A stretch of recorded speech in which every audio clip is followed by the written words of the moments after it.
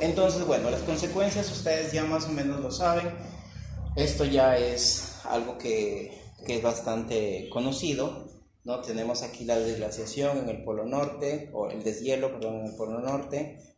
Estas son las evidencias de lo que hay, ¿no? Al momento se ha perdido el 60%, se ha incrementado, o se está incrementando más o menos el 60% del nivel del mar, ¿no? Luego, ¿qué más tenemos? Esto es importantísimo, ¿no? Que somos el tercer país más vulnerable frente al cambio climático, ¿ya? El Perú es el tercer país más vulnerable frente al cambio climático. Primero está Bangladesh, ¿no? Que es un país pequeño que está al noreste de la India, que básicamente lo que pasa con este país es que tiene sus costas, o mejor dicho, sus relieves están bastante a nivel del mar y ellos viven básicamente de la agricultura. Entonces, ¿qué está pasando con el nivel del mar ahora? Se está incrementando. Entonces, ¿qué pasaría con este país? Pues se incrementa, ¿ya? Honduras y bueno, luego Perú. ¿Cuáles son qué es lo que se ha evaluado para decir, oye, somos el tercer país más vulnerable frente al cambio climático? Perdón. Sí, esto está en la segunda comunicación nacional del Perú frente al cambio climático. Como Margot, no sé si seguramente les he comentado, el Perú, así como todos los países, periódicamente hacen su comunicación, ¿no? Entonces, en la segunda comunicación nacional del Perú está eso, ¿no?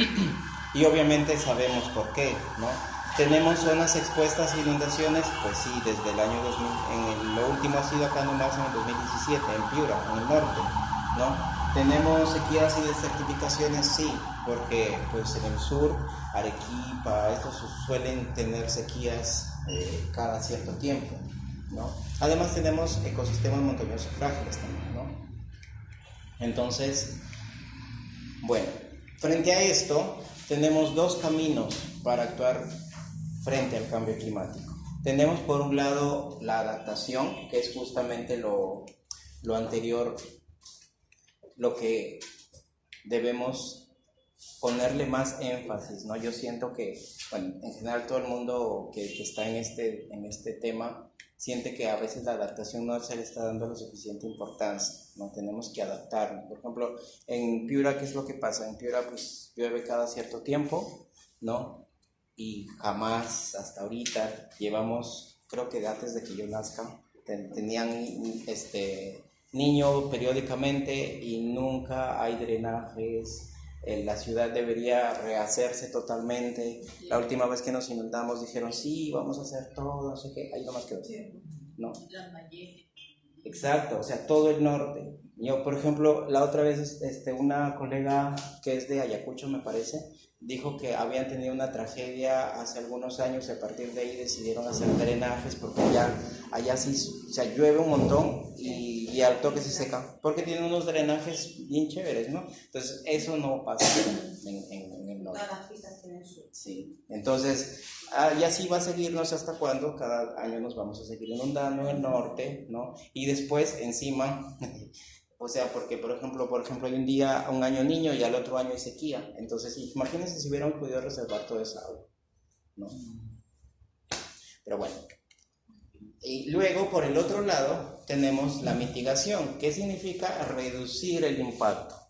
Bueno, en realidad acá el impacto, ¿saben cuánto impacta el Perú a nivel mundial?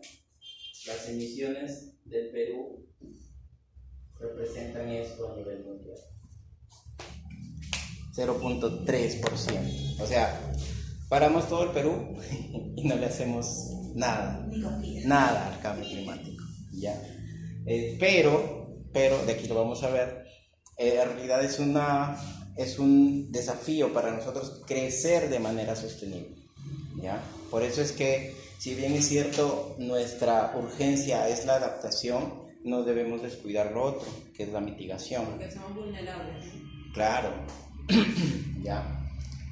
Entonces, bueno, Para hablarles así rápido de herramientas, por ejemplo, en la adaptación, una de las tantas herramientas, por ejemplo, es la huella hídrica, ¿no? ¿Qué es lo que mide en sí? El consumo de agua. Bueno, no mide, sino calcula el consumo de agua, ¿ya?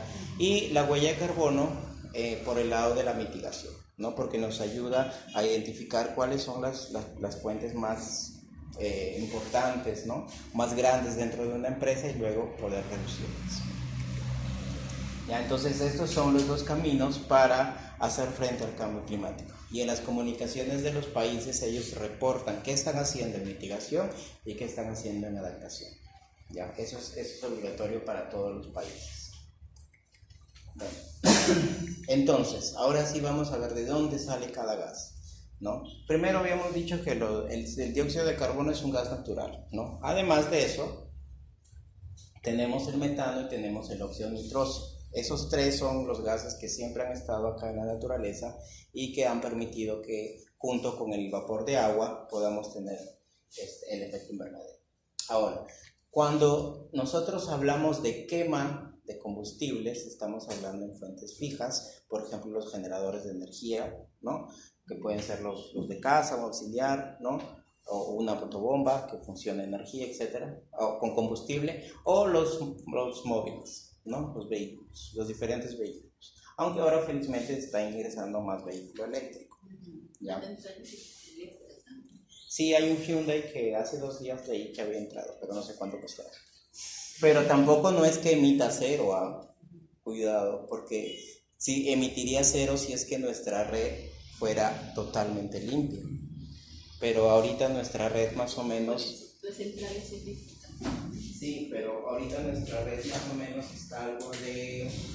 está en algo de 0.2 kilos de CO2 por cada kilowatt hora. Ya, algo así tenemos en nuestro factor de red. Obviamente ese factor sale calculado del mix que tenemos. Tenemos hídricas felizmente, tenemos viento, tenemos solar, gas natural, pero también tenemos diésel, residual y también tenemos una de carbón que está en hilo.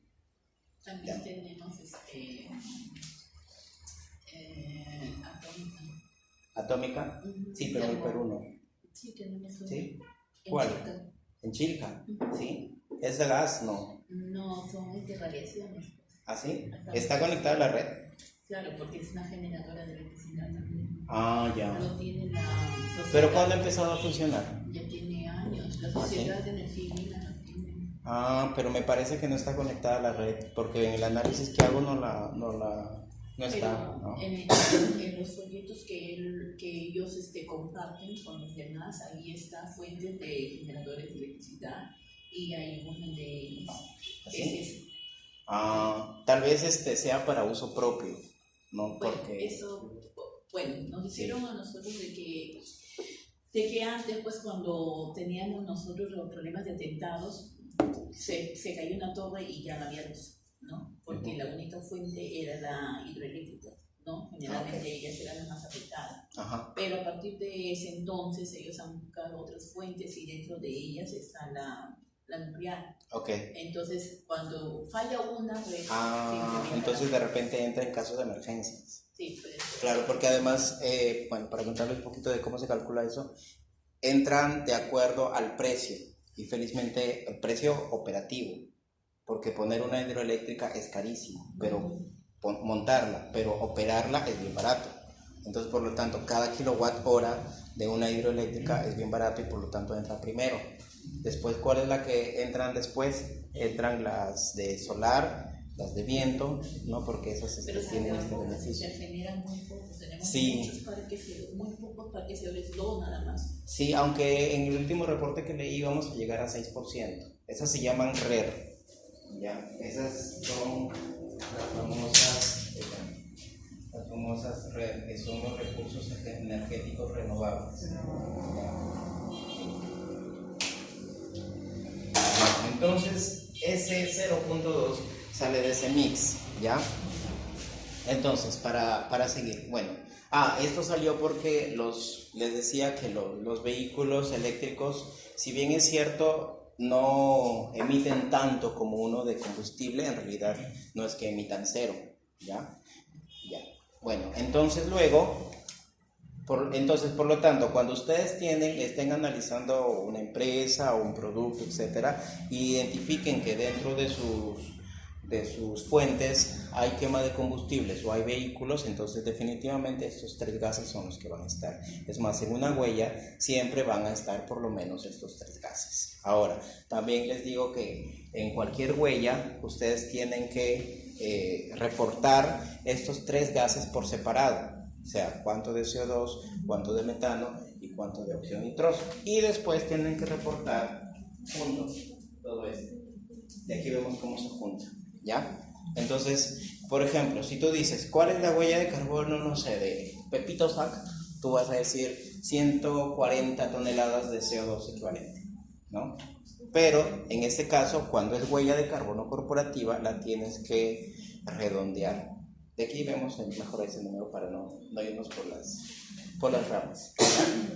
Entonces luego, cuando tienes, por ejemplo, extracción de petróleo y gas natural, ¿qué es lo que estás emitiendo? Estás emitiendo metano, ¿no? Eso pueden ver en Talara, no sé si han ido a Talara, hay siempre una llama ahí encendida que está quemando metano. No está permitido el metano botarlo así nomás, ¿no? Sino que por lo menos lo tienen que quemar, ¿ya? Entonces ahí, por ejemplo, eso es metano.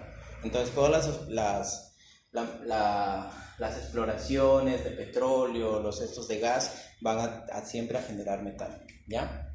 Luego, por ejemplo, crianza de ganado, las vaquitas generan metano, porque estos, como parte de sus procesos digestivos, ellas tienen que, como bueno, dicho en criollo, eructar, botar sus gases, si no se mueren las vaquitas, ¿no? Entonces, esas también generan metano. Es más, son una de las grandes fuentes generadores. Ajá. Entonces, así, bajar un poquito el consumo de carne roja es importante, sobre todo de vaquitas. No solamente porque es huella de carbono, sino también porque es huella hídrica. Porque 1 kilo de carne es un montón de agua, ¿ya? Luego, la generación de residuos también genera, ¿qué genera? Metano, ¿no? En condiciones anaeróbicas, ¿no? O sea, es cuando no está expuesta o cuando está, se le suprime el oxígeno, ¿no? Claro, imagínense cuando en invierno, ¿no? Uno se pone una frazada, otra frazada, imagínense así un montón de frazadas, se puede uno ahogar porque el oxígeno ya no llega, entonces es igualito también en los botaderos, ¿no? Si bien es cierto están al aire libre, pero los que están abajo, los que han quedado abajo, esos ya están generando.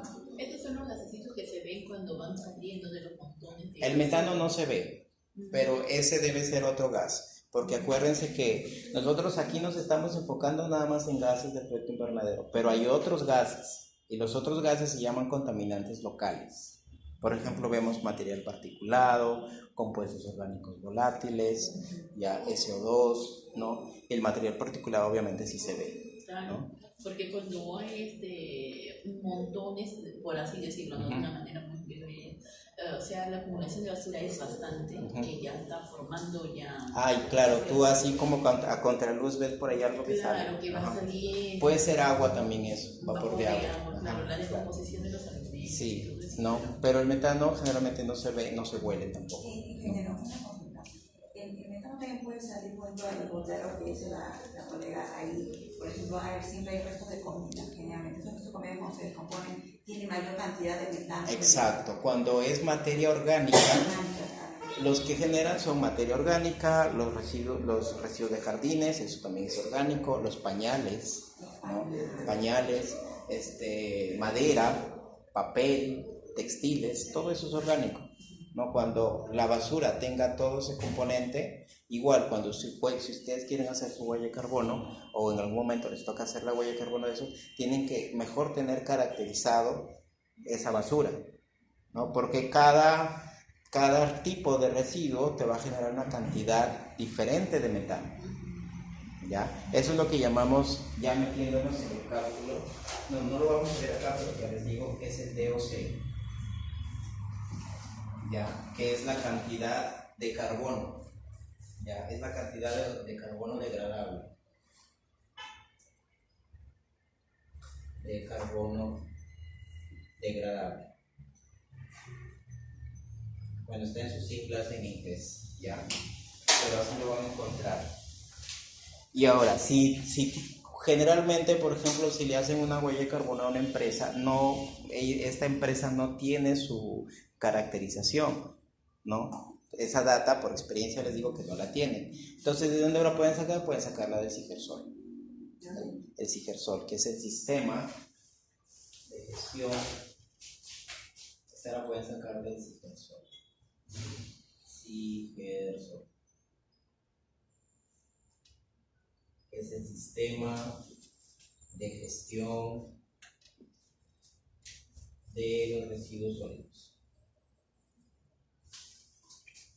Ahora, bueno, nosotros en Algua, yo soy de Algua, hemos hecho, justamente hemos terminado ese software y ahora va a haber estadística de, por ejemplo, tú quieres saber de un distrito, supone que tu empresa que le estés haciendo esté, por ejemplo, no sé, no sé, Magdalena del Mar, ¿ya? Entonces tú sacas cuál es la caracterización típica de Magdalena del Mar.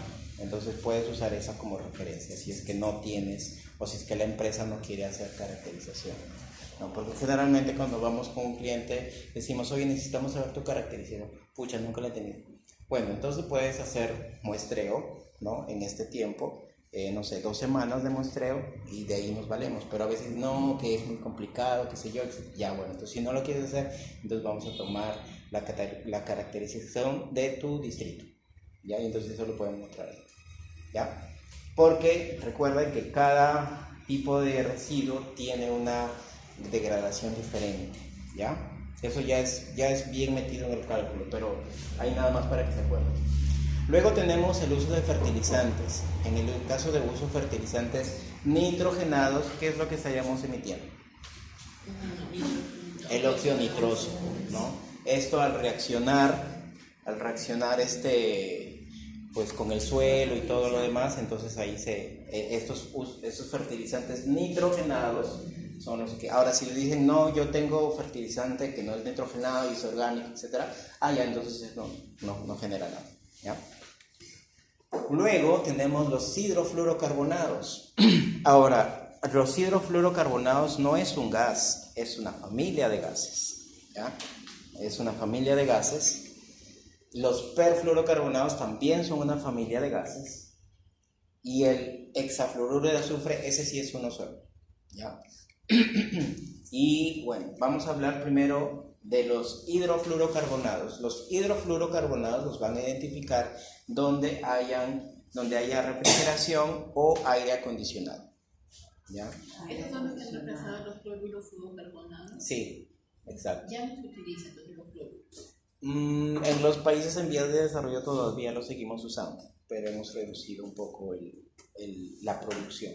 Lo que pasa es que se dijo ya no produzcan más hidrofluorocarbonados, pero hay algunos países que todavía los producen y hay algunos países que todavía los compran, ¿no? Todavía hay de esos gases, pero felizmente las refrigeradoras más modernas ya no traen estos gases, ¿no? Entonces, ¿qué es lo que van a hacer cuando ustedes estén haciendo la huella de carbono y hayan identificado aire acondicionado? Lo primero es decirle cuál es el aire acondicionado, qué tipo de gas estás usando. A veces no es solamente un gas, es un mix de gases, ¿ya? Entonces tú le dices, ellos te suelen decir, vienen en códigos, ¿no? Por ejemplo, dicen HFC 22, luego es un 15% de mi mezcla, HFC, no sé, 25, es el 85% de mi mezcla. Entonces tienes que sacar 85% y 15%, ¿ya? Entonces, y luego tienes que ir a buscarlos en la tabla del IPCC y ver si es que estos gases en efecto están dentro de la lista de los hidrofluorocarbonados. Ya, por ejemplo, hay otros gases que no están en esa lista. Y aquí no. Refrigeración y aire acondicionado. Por ejemplo, si ustedes están haciendo una huella de carbono a una empresa pesquera, por ejemplo, que estás trasladando, no sé, pescado en un camión, ¿no? Generalmente estos camiones vienen con un sistema de refrigeración, ¿no? Entonces tienen que ver ahí qué gas está bien. No solamente ellos, sino los que transportan carne, pollos. Exacto, todos esos, No, ¿no? es Todo que lo que es sea menos. refrigeración. Ahora, ¿cómo se calcula esto de acá? Esto es simplemente lo que se fuga. ¿Y cuándo se fuga? Se fuga cuando tienes el sistema, nos pongamos que aquí tengamos aire acondicionado, es en algún momento lo tienen que recargar, ¿no? Cuando se va a recargar hay un porcentaje de fuga ahí, ¿no? O a veces el mismo sistema en sí se fuga, ¿no? O finalmente, por ejemplo, cuando dicen ya vamos a cambiar todo el sistema, entonces si lo cambian, ahí también hay una fuga. Entonces ahí lo que se calcula es la fuga de ese gas directamente, ¿ya? En lo que no pasa con los otros de acá, por ejemplo, en la quema de combustible lo que calculas ahí cuánto estás generando por la quema. En cambio, estos de acá sí son fugas, ¿ya? Todas las fugas, ¿ya? Luego tenemos los PFCs. ¿Dónde sacamos los PFCs? En colchones y espumas. La fabricación de colchones y espumas, aunque aquí en Perú casi, bueno, sí hay, creo, ¿no? Cebra y estos, Sí, ¿no? ya. Ya. Estos los procesos para esto generalmente tienen o incluyen algún tipo de perfluorocarbonados, ¿ya? Para elaborar los colchones. Sí, para la elaboración de colchones y algunas espumas. También alguna mala noticia para las chicas, algunas cremas también traen entonces hay que buscar ahí en componentes, no sé exactamente qué cremas, pero sí hay dentro. Ahí dice No dicen PFCs, tiene el nombre y hay que buscar que ese nombre Pero si es que está en la entonces, lista. a simple vista no podríamos saber Sí, en la lectura. sí, pero me voy a tomar algún día el trabajo Por favor. de quitarle a las cremas a mi mamá, aunque yo también uso detergente. ¿Ya? Entonces, ese. Luego tenemos los equipos de transmisión y distribución. ¿Qué pasa con estos equipos? Cuando ustedes, por ejemplo, están haciendo una huella de carbono a estas grandes empresas de transmisión y distribución, ejemplo, Red Eléctrica del Perú, Red Eléctrica Peruana, ISARREP, etc. Estos son los que transmiten y distribuyen energía. ¿Qué pasa con eso? Como es un potencial bastante alto, es una potencia muy alta, ellos no pueden usar este tipo de cables cubiertos con plástico. Entonces, ¿qué es lo que tienen que usar? Este gas. Este gas actúa como aislante dentro de estos equipos, ¿ya? O sea, dentro de sus equipos es como, o sea, igual casi como estos de acá, ¿no? O sea, siempre van a estar encerrados en un equipo y este equipo es el que, por ejemplo, baja de una tensión a otra, ¿ya? Y usan este gas como aislante. Es un gas aislante que ellos usan. Ellos no van a usar plástico, sino se incendia. ¿Equipos de qué? De transmisión y distribución, ¿ya? De electricidad. Sí, de transmisión y distribución. como un transformador o algo así. Algo así, miren, Como o sea, para que no haya la pérdida o para que no. sí, porque acuérdense que dentro del sistema están los que generan, ¿no es cierto? Los generadores, los que pueden ser una hidroeléctrica, pueden ser una térmica, etc. Estos le entregan la energía justamente a los transmisores de energía, ¿no? Esta empresa y este de acá no pueden ser la misma según el sistema peruano, ¿no? Entonces estos trabajan con unas potencias muy altas. Luego estos a su vez le entregan la energía eléctrica a otros más pequeñitos que son los distribuidores. Y por lo tanto, entre pasadas tienen que bajar la potencia, ¿no? Y tienen que bajar su tensión, etc., ¿no? Finalmente los distribuidores son los que le entregan ya a nuestras casas. Y aquí ya nos llega con una tensión muy alta, muy baja, ¿no? Por eso que nosotros ya podemos usar esto, ¿ya? Entonces en este proceso, aquí en este proceso, las generadoras no tienen ese gas. Pero en este proceso, estas empresas, por eso dice TID, que son transmisión y distribución, esas empresas sí tienen ese gas, ¿ya? Necesitan ese gas dentro de sus equipos para bajar la tensión, etc. Necesitan ese gas aislante, ¿ya? Y bueno, luego en la fabricación de pantallas de plasma se emite este gas, el trifluoruro de nitrógeno. ¿Ya? Entonces ahí vemos el enlace que hay. Ajá. Entonces, cuando ustedes estén, por ejemplo, haciendo una huella de carbono para alguna empresa que tenga pantallas plasmas, tienen que calcular este factor. Ya, eso es según la dimensión de la pantalla hay un factor que se emite, ¿no? Ahora, eso sería de manera indirecta. ¿Qué pasaría si ustedes están haciendo su huella de carbono 2017, por ejemplo, a la empresa, y esta empresa justamente es la primera vez que hace su huella de carbono? Entonces, ya ha comprado antes sus plasmas, ¿no? Entonces, contabilizan este gas solamente por ese año. Ahora, si a partir de ahí van a hacer su huella de carbono, por ejemplo, 2019, pero ya no compraron más plasma, sino LED, por ejemplo, ¿no? Entonces ahí ya no contabilizan. Si ya lo contabilizaron una vez, ya no lo contabilizan después, porque son indirectas. En este caso es indirecta para esa empresa, pero ahora supongamos que están fuera de Perú, porque acá no se hacen. Están fuera de Perú haciendo una huella de carbono a una empresa que está fabricando plasmas. Ahí sí, pues es todos los años, porque es de todos los años que ellos utilizan ese gas, ¿no? Entonces, de acá vamos a ver cuándo es directo, cuándo es indirecta esa fuente, ¿ya? Entonces, les hablé, aquí les dije que más o menos transporte es esa cantidad en gases de efecto invernadero, y ustedes nos dan que hay una E, ¿no?, de equivalente. Entonces, ¿cómo llego a esa E? Esa E justamente llego porque hay unos numeritos, hay unos números que me permiten llegar. Por ejemplo, y ese número se llama justamente los potenciales. Aquí lo voy para que relacione el concepto. Potencial de calentamiento atmosférico. Ya, o en inglés lo pueden encontrar como Global Warming Potential.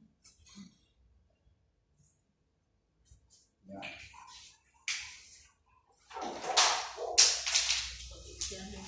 Potencial de calentamiento atmosférico, que no es más que cuánto es el efecto de cada gas frente al CO2.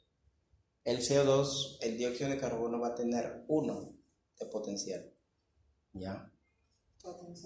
De calentamiento atmosférico. Potencial.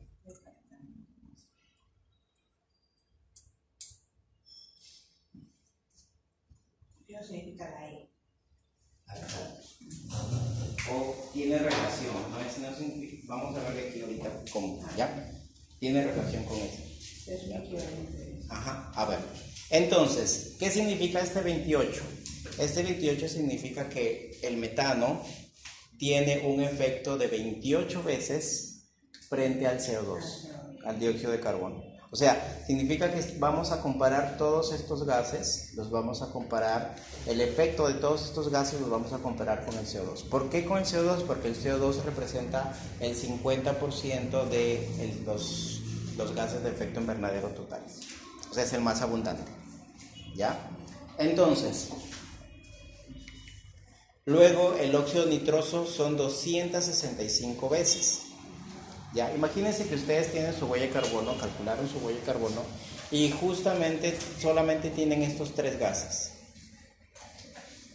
Ya, imagínense que ustedes tienen estos 3 gases, y por ejemplo tienen 100 toneladas de CO2, luego tienen 10 toneladas de metano, y luego tienen 1 tonelada de dióxido de carbono equivalente. Tonelada. ¿Cuánto sería mi CO2 total? ¿No?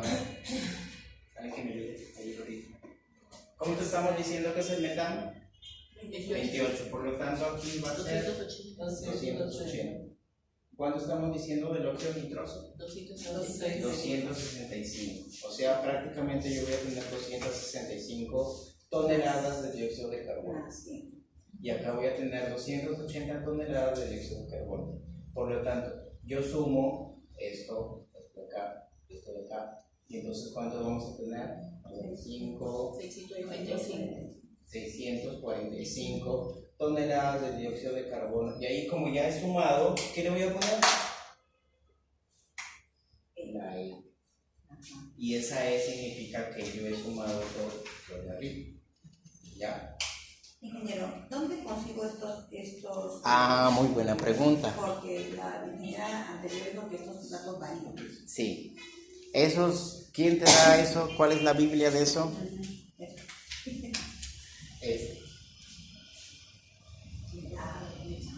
Ya. El Assessment Report del IPCC. El último ha sido el 5, ya. Pero aquí tenemos que tener en cuenta una diferencia pequeña. Cuando es huella de carbono, sí debemos usar los últimos valores que te da el Assessment Report, ¿ya?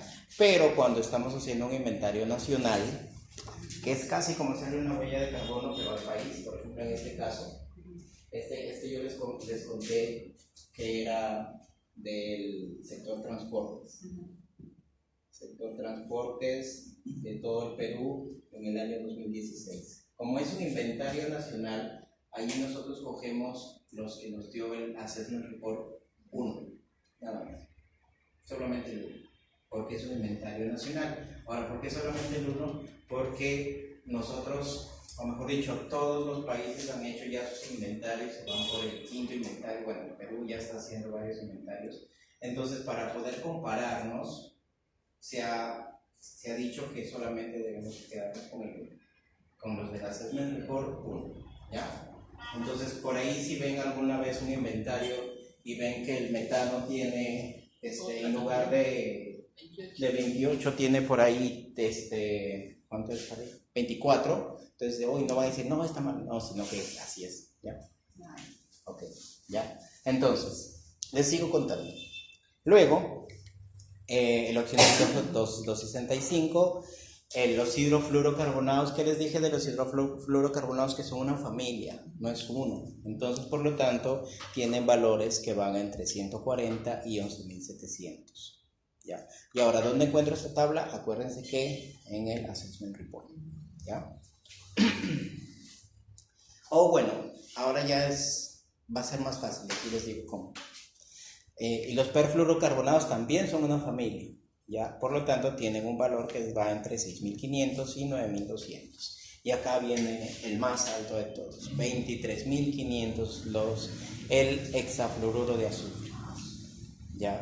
Por eso es que ese es un gran problema para las empresas de transmisión y distribución, y lo cuidan un montón y están buscando ver cómo lo reemplazan, porque miren el efecto que tiene. Es el que tiene un efecto más grande dentro de una huella de carbono. ¿Ya? Y luego el otro, les cuento su historia, que ha sido incluido recientemente, pero cuando ustedes hagan su huella, siempre tienen que ver si es que tienen pantallas de plasma, porque si no las tienen, te van a decir, porque si las tienen y no incluyeron este gas, ahí sí te van a sonar la oreja, ¿ya? Porque este gas tiene que estar en tu huella de carbono. Entonces, en una huella de carbono, ustedes tienen primero que identificar cuáles son las fuentes, tienen que conocerse a la empresa, o sea, ver, y si es posible, ir a la empresa, ver los procesos, identificar las fuentes. Uno por experiencia ya, pues ya sabe, es una minera, de hecho tiene combustibles, o ya hacen pre-check, pero de todas maneras tiene que ir y verificar que realmente esas estén, porque pasó que una vez nos dijeron, nosotros les preguntamos, ¿y ustedes tienen algún tratamiento de agua? No, lo hacemos por un tercero, ya, pero cuando fuimos tenían una petar chiquita allí, entonces no nos habían dicho que había esa petar. Entonces esa petar es justamente, ¿qué es? Metano, ¿ya? Entonces, primero paso, segundo sería en realidad, pero de aquí les digo cuál es el primero. Tienen que identificar cuáles son las fuentes, y de acuerdo a las fuentes es que ustedes van a identificar cuáles son los gases que va a emitir, que va a tener en su huella de carbono. Ahora, como les dije, cada gas tienen que reportarlo, así como yo hice acá en este ejemplo, ¿no?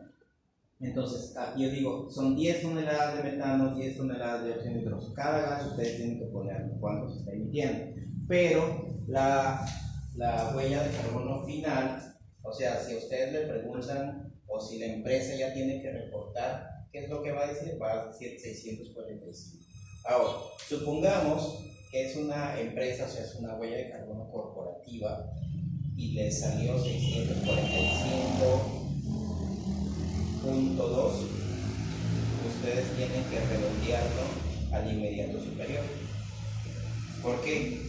Porque después esta empresa va a querer comprar bonos de carbono. Ya, aquí les dejo con la intriga, aquí seguimos con eso. ¿Ya?